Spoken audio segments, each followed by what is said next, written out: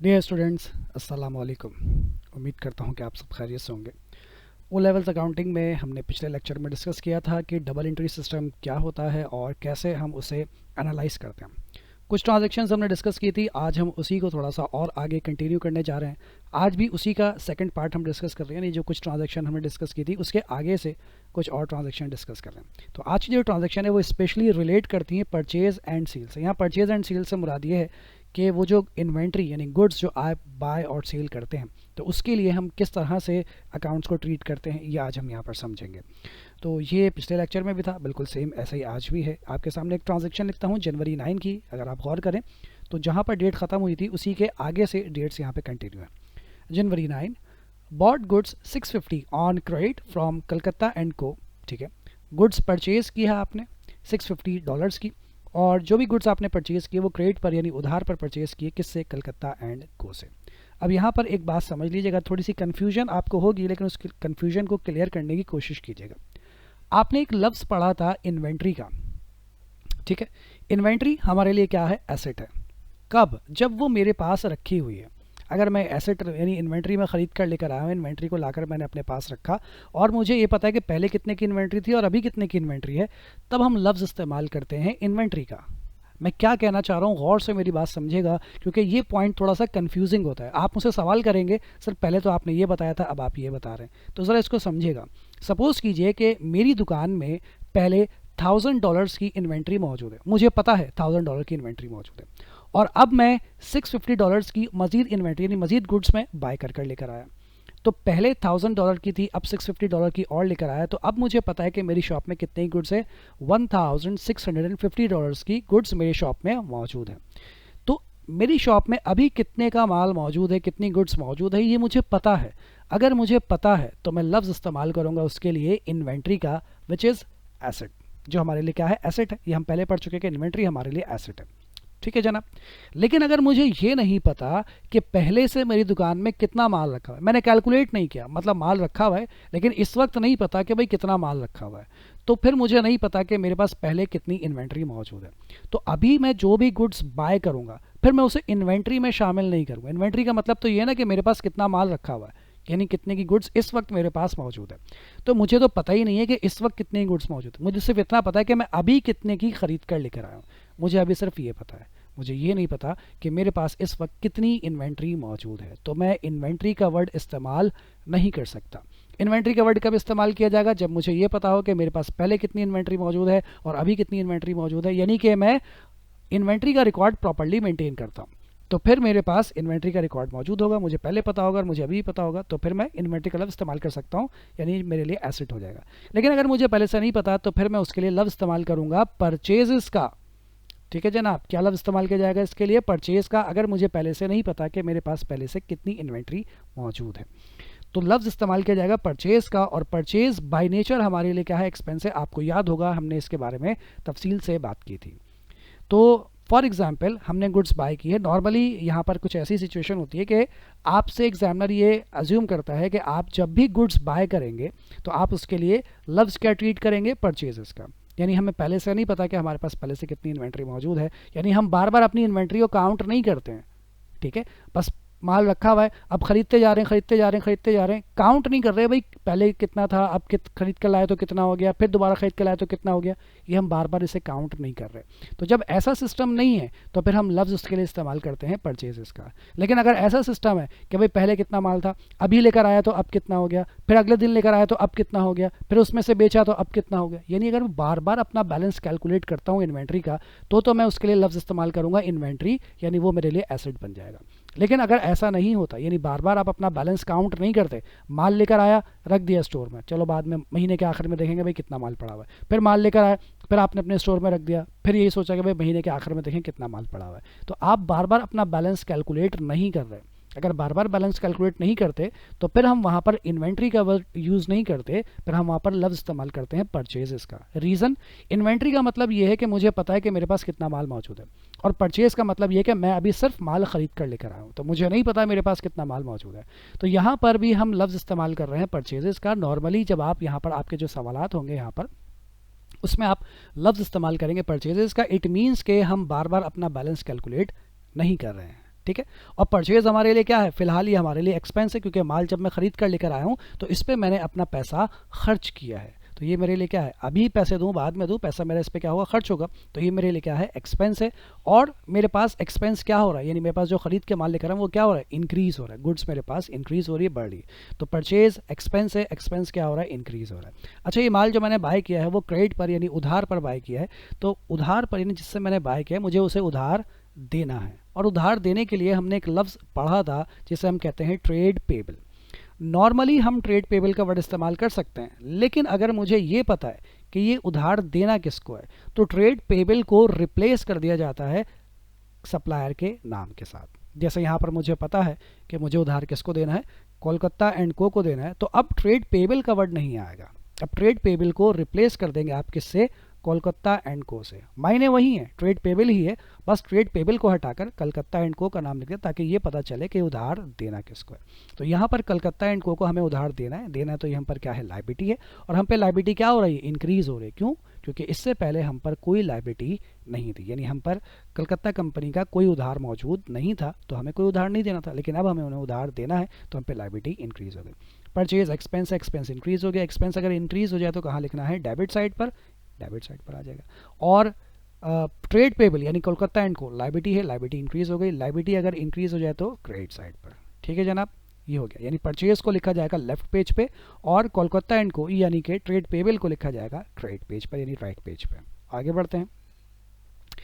Again January 10 bought goods 150 and paid by cheque. ये बिल्कुल पिछली ट्रांजेक्शन जैसी है, डिफरेंस सिर्फ इतना है कि पहले आपने उधार पर सामान खरीदा था और अब की बार आप कैश पे यानी कि पेमेंट के जरिए चेक दे रहे हैं और सामान खरीद रहे हैं। अगेन आप गुड्स बाय कर रहे हैं, बिल्कुल सेम वही ट्रीटमेंट है। गुड्स बाय करेंगे तो क्या लफ्ज़ इस्तेमाल करेंगे, परचेजेस का, और परचेजेस बाय नेचर एक्सपेंस है। तो परचेजेस बाय नेचर एक्सपेंस है और हमारे पास अगेन गुड्स बढ़ रही है, मजीद गुड्स लेकर आए तो गुड्स बढ़ रही है।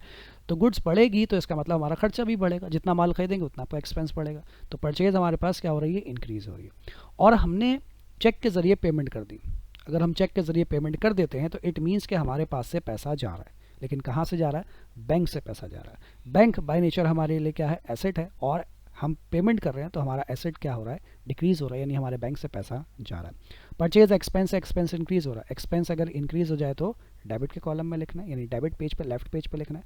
बैंक एसेट है, एसेट डिक्रीज हो रहा है, एसेट अगर डिक्रीज हो जाए तो क्रेडिट यानी राइट पेज पर लिखना है। ठीक है जनाब, और आगे बढ़ते हैं। Okay, January 11 return damage goods ₹50 to Kolkata and co. वो जो आपने 650 गुड्स अभी अभी बाय की थी कलकत्ता एंड को से, उसमें से कुछ गुड्स जो है वो $50 की गुड्स डैमेज निकली, ख़राब निकली, तो आपने उन्हें उन्हीं की गुड्स क्या कर दी, वापस कर दी। अब यहाँ पर तफसील से मेरी बात समझिएगा। जब आपने उनसे सामान ख़रीदा था तो आपके पैसे उन पर क्या हुए थे, मतलब आपने उन सामान पर पैसा क्या किया था, अपना खर्च किया था। ठीक है भाई। अब अगर आप उन्हें सामान क्या कर देते हैं, रिटर्न कर देते हैं, वापस कर देते हैं, तो इससे क्या होगा, इससे आपका खर्चा कम हो जाएगा। और जब खर्चा कम होगा तो जाहिर सी बात है आपकी आमदनी क्या हो जाएगी, बढ़ जाएगी। ज़रा मेरी एक छोटी सी बात को माइंड में रखिएगा अपने दिमाग में बिल्कुल। खर्चे का और आमदनी का यानी ये जो इनकम और एक्सपेंस है, इनका आपस में बड़ा गहरा ताल्लुक है। अगर आमदनी बढ़ेगी तो आपको लगेगा कि इससे मेरा खर्चा क्या हो गया, कम हो गया। जाहिर सी बात है, आमदनी बहुत बढ़ने लग जाए, ऐसा ऐसा बढ़ती रहे बढ़ती रहे बढ़ती रहे, आपको फील होगा यार मेरे तो खर्चे ही नहीं हो रहे। तो आमदनी बढ़ने से हमारे खर्चे क्या होने लगते हैं, कम, मतलब फील होने लगता है कि हमारे खर्चे कम हो रहे हैं। और अगर खर्चे बढ़ जाएं तो आपको लगने लगता है कि हमारी आमदनी क्या होने लगी है, कम होने लगी। यानी इन दोनों का आपस में इन्वर्स रिलेशन है, ऑपोजिट रिलेशन है। इनकम बढ़ेगी तो खर्चे कम हो जाएंगे, खर्चे बढ़ेंगे तो इनकम कम हो जाएगी, इनकम कम होगी तो खर्चे बढ़ जाएंगे, खर्चे कम होंगे तो इनकम, मतलब एक अपोजिट सा रिलेशन है इनके दरमियान। ठीक है। तो जब मैंने गुड्स बाय की थी तो उससे मेरा एक्सपेंस क्या हो गया था, इंक्रीज हो गया था, मेरा खर्चा बढ़ गया था। लेकिन अब जो गुड्स मैंने बाय की है वही गुड्स अगर मैं सप्लायर को वापस कर दूं तो क्या होगा, तो इससे मेरा खर्चा क्या हो जाएगा, कम हो जाएगा। या मैं यूं कह सकता हूं कि खर्चा कम हो जाएगा, या यूं भी कह सकता हूं कि इससे मेरी इनकम बढ़ जाएगी। बिल्कुल मेरी इनकम बढ़ेगी। अगर खर्चा कम होगा तो ऑब्वियसली मेरी इनकम क्या हो जाएगी, बढ़ जाएगी। तो जब गुड्स मैं सप्लायर को वापस कर दूंगा तो इससे मेरी इनकम बढ़ जाएगी। ठीक है। तो इसके लिए लफ्ज़ क्या इस्तेमाल होगा, परचेज रिटर्न का। जब खरीदेंगे गुड्स तो लफ्ज़ क्या इस्तेमाल करेंगे, परचेजेस का। और जब खरीदी हुई गुड्स आप रिटर्न कर देंगे तो लफ्ज़ क्या इस्तेमाल करेंगे, परचेज रिटर्न का। और परचेज रिटर्न को कैसे ट्रीट किया जाएगा कि परचेज रिटर्न हमारे लिए इनकम इफेक्ट रखता है, यानी इससे क्योंकि पैसा मुझे अब देना नहीं है, पैसा मेरे पास वापस आएगा। अगर पैसा दिया है तो वापस आ जाएगा, और अगर उधार पर है तो मुझे पहले 650 देने थे, अब कितने देने पड़ेंगे, 50 माइनस करके अब मुझे 600 देने पड़ेंगे। तो इससे मेरा खर्चा क्या हो गया, कम हो गया, यानी मैं ये कह सकता हूँ कि इससे मेरी इनकम बढ़ गई, यानी इनकम इंक्रीज हो गई। ठीक है जनाब। और पहले मुझे ट्रेड पेबल यानी उधार, कोलकाता कंपनी को कितना उधार देना था, मुझे पहले मुझे $650 का उधार देना था। इसमें से मैंने कोलकाता कंपनी को $50 का सामान रिटर्न कर दिया, वापस कर दिया। क्या अब भी मुझे $650 ही देने हैं? तो इसका जवाब है नहीं, अब मुझे उन्हें सिर्फ $600 देने हैं। तो उधार देने के लिए लफ्ज़ होता है ट्रेड पेबल, और ट्रेड पेबल में अब हम लफ्ज़ का इस्तेमाल करेंगे कोलकाता एंड को। तो ये जो उधार है मुझ पर, ये उधार मुझ पर क्या हो गया, डिक्रीज़ हो गया। पहले 650 देना था, अब सिर्फ 600 देना है, $50 अब मुझे नहीं देने। तो उधार मुझ पर क्या हो गया, डिक्रीज़ हो गया। यानी कोलकाता एंड को ट्रेड पेबल लायबिलिटी है, और लायबिलिटी क्या हो गई, डिक्रीज़ हो गई। ठीक है जनाब। परचेज रिटर्न इनकम है, इनकम मेरी क्या हो रही है, इंक्रीज़ हो रही है। तो इनकम अगर इंक्रीज़ हो जाए तो कहाँ लिखना है, क्रेडिट यानी राइट पेज पर लिखना है। और ट्रेड पेबल लायबिलिटी है, लायबिलिटी डिक्रीज़ हो रही है, लायबिलिटी अगर डिक्रीज़ हो जाए तो कहाँ लिखना है, डेबिट में लिखना है। सही है जनाब। और आगे बढ़ते हैं। अच्छा, ये 3 एंट्रीज परचेज रिलेटेड थी, अब शायद परचेज की पेमेंट की बात हो रही है। Paid the amount owing to Kolkata and co by cheque. वो जो कोलकाता एंड को का अमाउंट था, उधार था हम पर, वो हमने क्या कर दिया, पे कर दिया। जितना भी उधार था वो पूरा का पूरा उधार हमने पे कर दिया बाय चेक यानी चेक के जरिए। अब कितना उधार था, 650 का सामान बाय किया था, जिसमें से $50 का सामान रिटर्न कर दिया, तो हम पे उधार रह जाता है 600 का।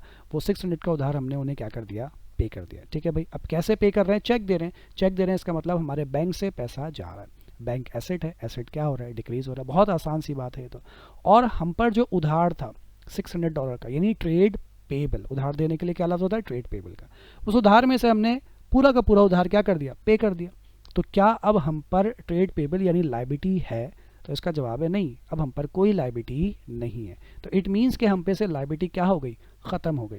लायबिलिटी ख़त्म हो या लायबिलिटी कम हो, एक ही डायरेक्शन में ट्रीट की जाती है। ख़त्म भी कब होगी, जब कम होगी, बढ़ने से तो ख़त्म नहीं होगी।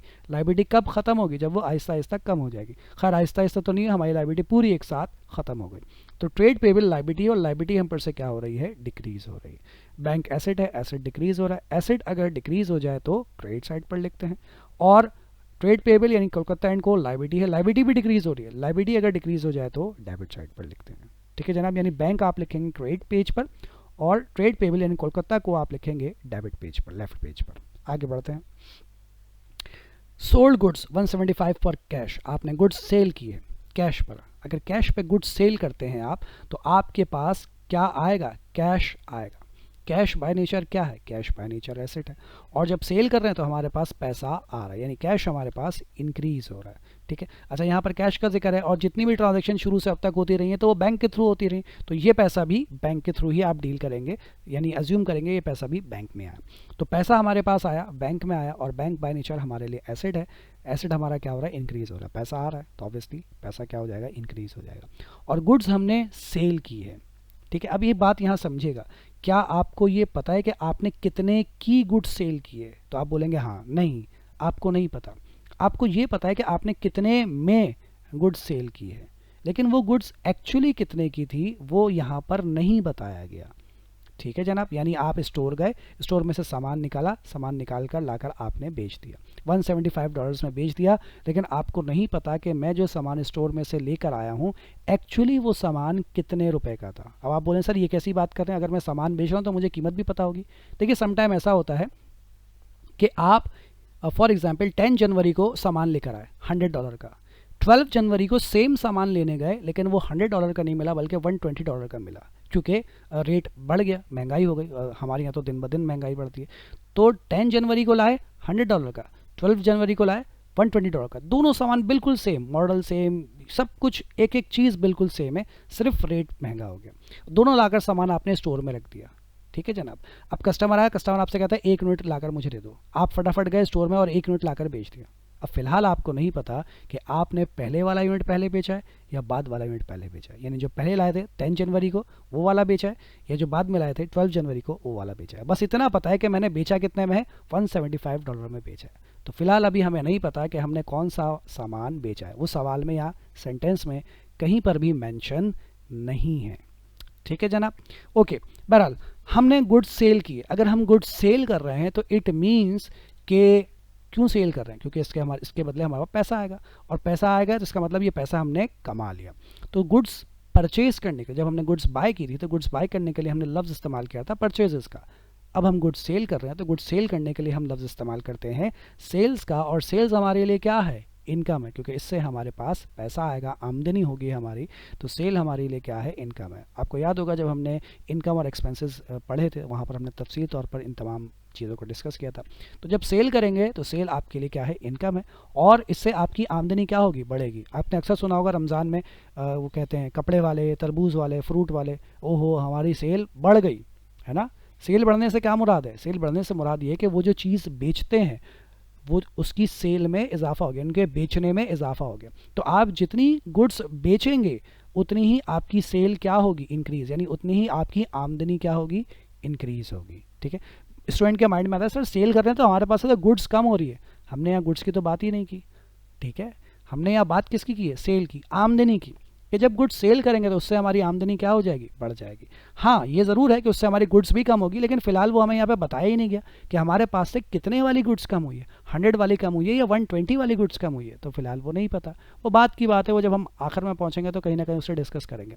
लेकिन फिलहाल अभी मुझे सिर्फ इतना पता है, जो नज़र आ रहा है उसको लिखना है कि हमने सेल की है, सेल हमारी आमदनी है, और आमदनी हमारी क्या हो रही है? इंक्रीज़ हो रही है। ठीक है। Bank asset, asset increase, asset अगर इंक्रीज हो जाए तो डेबिट यानी लेफ्ट पेज पर लिखना है। सेल इनकम है, इनकम भी इंक्रीज हो रही है, इनकम अगर इंक्रीज हो जाए तो क्रेडिट यानी राइट पेज पर लिखना है। ठीक है, आगे बढ़ते हैं। Sold goods 770 on credit to Prerna, प्रेरणा मिलती है इससे। तो गुड्स अब की बार हमने सेल की है क्रेडिट पर यानी उधार पर।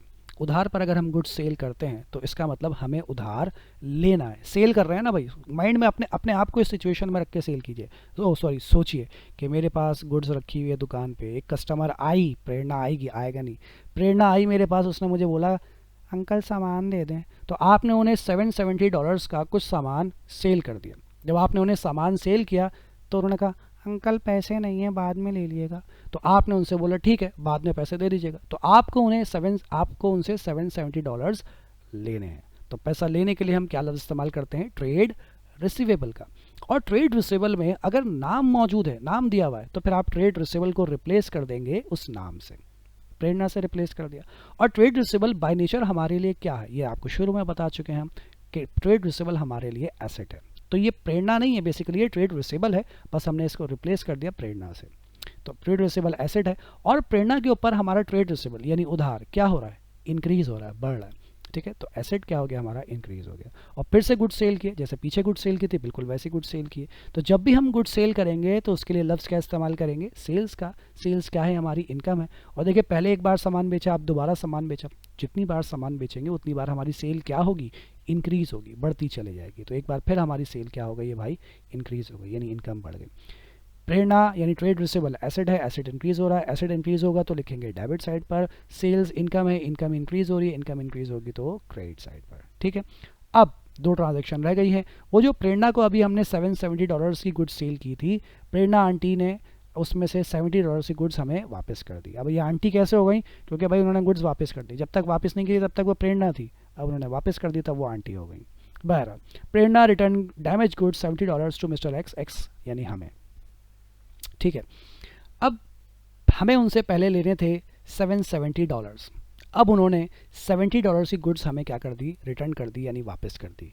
क्या अब भी हमें उनसे $770 ही लेने हैं? तो इसका सिंपल सा जवाब है नहीं सर, अब हमें $700 उनसे लेने हैं। इट मीन्स कि हमें जो उनसे उधार लेना था अब वो उधार डिक्रीज़ हो गया। पहले $70 लेने थे, अब $70 हमें रिसीव, यानी $70 का उन्होंने सामान वापस कर दिया, तो अब $70 हमें रिसीव नहीं होंगे। अब हमें उनसे सिर्फ कितने पैसे मिलने हैं? $700। तो हमारा ट्रेड रिसीवेबल क्या हो गया? डिक्रीज़ हो गया। सॉरी पहले मैंने आपको ये एक्सप्लेन करना था, सॉरी पहले ये एक्सप्लेन कर दिया, कोई बात नहीं। बहरहाल तो प्रेरणा बाय नेचर ट्रेड रिसीवेबल है, और ट्रेड रिसीवेबल हमारे लिए क्या है? एसेट है। एसेट हमारा क्या हो रहा है? डिक्रीज़ हो रहा है। और जब परचेज की थी और खरीदा हुआ सामान वापस किया तो लफ्ज़ इस्तेमाल हुआ था परचेज रिटर्न का। अब यहाँ पर कस्टमर को आपने सेल की थी और कस्टमर ने आपको सामान वापस कर दिया, तो लफ्ज़ का इस्तेमाल होगा? सेल्स रिटर्न का। अच्छा मैं थोड़े और दो लफ्ज़ भी आपको समझा दूँ। परचेज रिटर्न के मायने क्या है? जो सामान आपने ख़रीदा था वो ख़रीदा हुआ सामान आपने वापस कर दिया, उसे हम कहते हैं परचेज रिटर्न। और उसके साथ एक लफ्ज़ और इस्तेमाल किया जाता है कभी कभी, और वो होता है रिटर्न आउटवर्ड।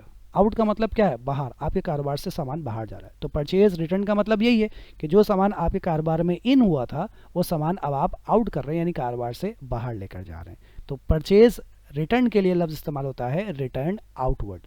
इसी तरीके से सेल्स रिटर्न, सेल्स रिटर्न का मतलब ये है कि जो सामान आपने प्रेरणा आंटी को बेचा था उन्होंने आपको $70 का सामान रिटर्न कर दिया, वापस कर दिया।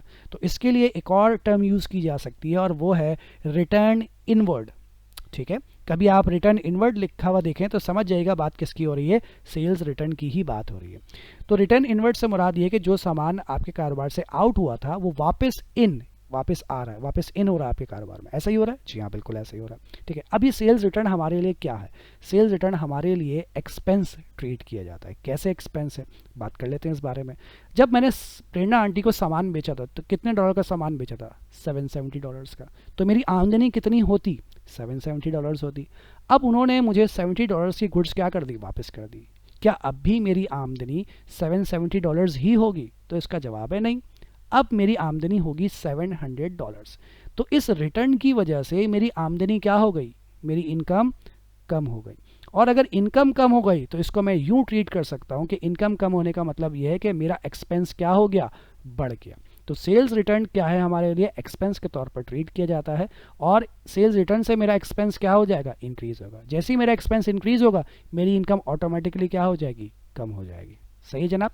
तो sales return by nature expense, और ये क्या हो रहा है इस वक्त? इंक्रीज हो रहा है। हमारा खर्चा क्या हो रहा है? बढ़ा। खर्चा मतलब एक तरह का नुकसान हो रहा है ना। सेल रिटर्न होगी तो आपको फायदा होगा या नुकसान होगा? सर नुकसान होगा। तो सेल रिटर्न हमारे लिए क्या? एक्सपेंस, यानी नुकसान हो रहा है। और इससे हमारा नुकसान क्या हो रहा है? बढ़ रहा है ना भाई? ठीक है, तो सेल रिटर्न एक्सपेंस है, एक्सपेंस इंक्रीज हो रहा है। एक्सपेंस अगर इंक्रीज हो जाए तो डेबिट साइड पर लिखा जाता है। प्रेरणा आंटी यानी ट्रेड रिसीवेबल, ये भी एसेट है और ये एसेट भी डिक्रीज हो रहा है। तो एसेट डिक्रीज हो जाए तो क्रेडिट साइड पर। ठीक है, अच्छा, अब $770 का सामान बेचा था, $70 का सामान रिटर्न आ गया। अब हमें उनसे कितने लेने हैं? $700। तो यहाँ पर इसी के बारे में बात कर रहे हैं। Prerna gave mister X a cheque for $500 on account. On account का मतलब यहाँ पर है उधार, कि प्रेरणा आंटी ने हमें $500 का चेक दिया है, लेकिन सर हमें तो उनसे $700 लेने थे। जी बिल्कुल लेने थे। तो क्या बाकी $200 का हमने उन्हें डिस्काउंट दे दिया? तो इसका जवाब है नहीं। अगर $200 का डिस्काउंट होता तो यहाँ पर लफ्ज़ इस्तेमाल होता in full settlement. Full settlement का मतलब होता है कि यहाँ पर प्रेरणा आंटी और हमारी जो सेटलमेंट है वो फुल एंड फाइनल हो चुकी है। फुल एंड फाइनल से मुराद ये है कि अब हमें उनसे कोई पैसा लेना नहीं है, कुछ देना नहीं है, सारी बातें यहाँ पर फाइनल हो गई। लेकिन ऐसा कोई जुमला नहीं लिखा हुआ। इट मीन्स कि अभी हमें उनसे $200 लेने बाकी है। वो बाद में देंगे जब उनका दिल करेगा। ठीक है जनाब? तो क्या समझ आता है? समझ ही आता है कि प्रेरणा आंटी ने हमें $500 का चेक दे दिया।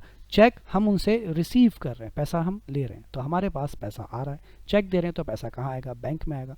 और बैंक हमारा क्या हो जाएगा? बढ़ जाएगा। बैंक एसेट है, एसेट क्या हो जाएगा? इंक्रीज हो जाएगा। हमें प्रेरणा आंटी से पैसे लेने थे। पैसे लेने के लिए लफ्ज़ इस्तेमाल करते हैं ट्रेड रिसीवेबल का। तो उनके ऊपर हमारा उधार कितना था? $700 का। अभी अभी प्रेरणा आंटी ने हमें $500 पे कर दिए, तो अब उनके ऊपर उधार रह जाएगा $200। तो उनके ऊपर जो उधार था वो उधार क्या हो गया भाई? डिक्रीज़ हो गया, कम हो गया, यानी ट्रेड रिसीवेबल जो है वो डिक्रीज़ हो गया। ट्रेड रिसीवेबल के लिए हमने लफ्ज़ इस्तेमाल कर लिया प्रेरणा का।